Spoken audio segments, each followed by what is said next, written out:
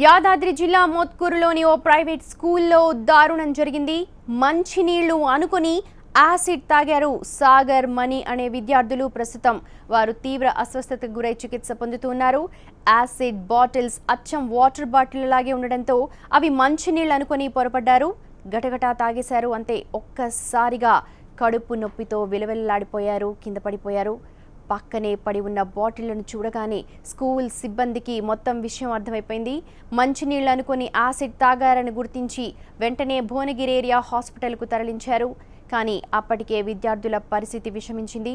దీంతో మెరుగైన వైద్యం కోసం హుటాహుటిన సికింద్రాబాద్ గాంధీ ఆసుపత్రికి తరలించారు.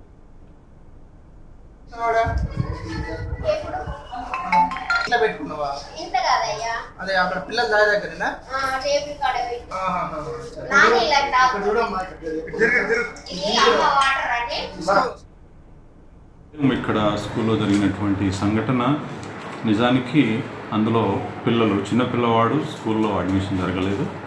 రెండో పిల్లవాడు ఈరోజు స్కూల్కి రాలేదు. ఈ వారి అమ్మమ్మ యొక్క సమక్షంలో అమ్మమ్మ పక్కన ఉండగానే ఆ పిల్లవాడు పక్కన ఉన్నటువంటి బాటిల్ తీసుకొని వాటర్ బాటిల్ అనుకొని యాసిడ్ తాగడం జరిగింది. పిల్లలు ప్రస్తుతానికి ప్రమాదం ఏం లేదు, ట్రీట్మెంట్ జరుగుతూ ఉన్నది హాస్పిటల్లో.